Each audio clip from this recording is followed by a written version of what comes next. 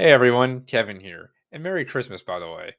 Now, on one of my LinkedIn posts, someone commented that if we just funded schools better, then public education wouldn't have any problems whatsoever. When I read that, I immediately began planning this very episode in my head because I had so much I wanted to say in response to that. Basically, throwing money at the public school system won't make any bit of difference. Believe it or not, we actually fund most schools fine as it is. We just don't use that funding effectively. And people forget that the US Department of Education is pretty young. It was only founded relatively recently in 1979. And ever since, we have only given schools more and more money with nothing to show for it. Our scores continue to be low. Student outcomes are non existent. And yet, as this graph on screen shows, the cost per pupil in the United States never ceases to rise year to year. Think about it.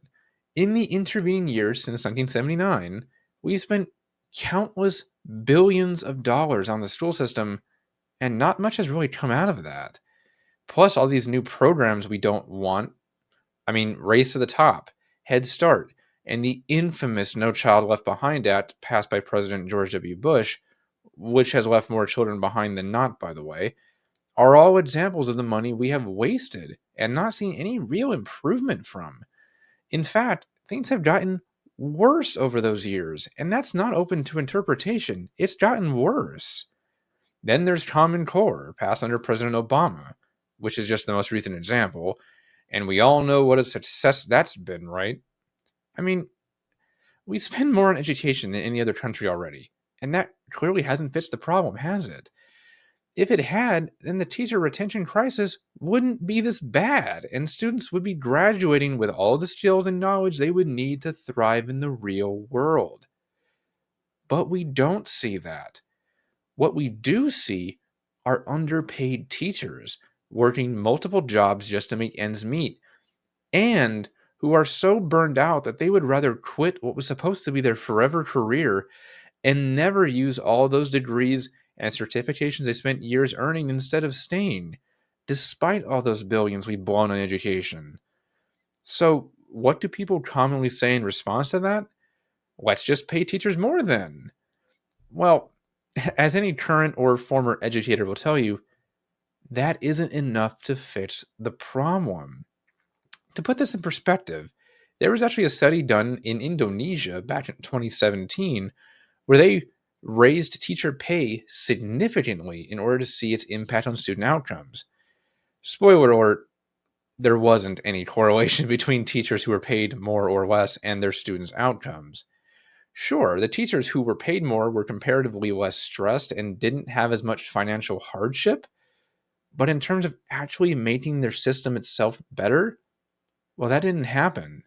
And the studies here in the US have shown the same thing.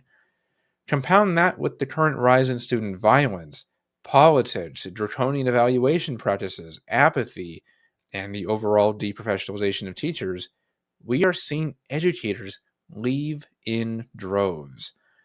According to Statista, in September of 2023 alone, about 52,000 teachers and support staff quit, and the average is about 50,000 a month.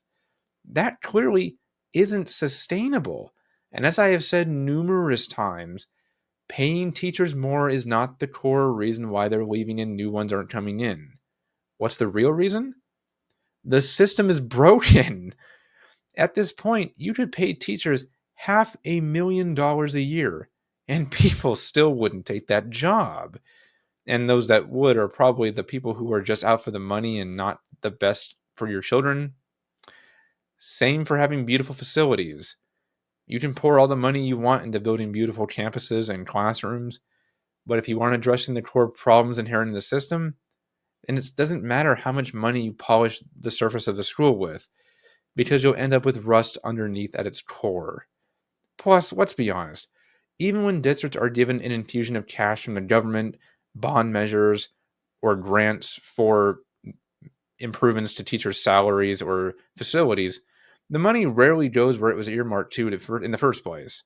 Often, it gets diverted to pet projects that perpetuate the status quo of recycling old ideas, or pads the districts and administrators' budgets and salaries.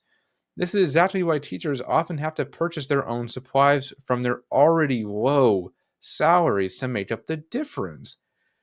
Why do you think the government has made teachers spending money on classroom supplies a tax break? They know what they're doing, and so do the school districts. But when it comes down to it, throwing money at the dozens of problems education experiences on a day to day basis will not improve student outcomes or teacher retention. We need reform, not more initiatives or funding. Though more money and salaries is helpful, and we would all certainly welcome it, saying to just throw more money at the problem is once again another band aid without any defined path forward on how it will actually retain teachers or improve student achievement. I am tired of policymakers and those with actual political capital looking for the easy answer to this problem when there isn't one. I said recently on our podcast that this is probably the central reason why no one listens to teachers in the first place now. The suggestions we would have to offer to make things better would be hard to implement and would be too difficult for the crippling instant gratification culture we have now as a result of rapid internet access and Amazon same day shipping. The public school system needs a complete and total overhaul. So, how about this?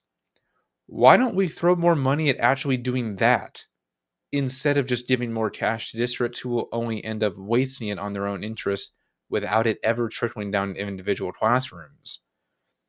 But that's just my 2 cents. And with that, I will end it here for today.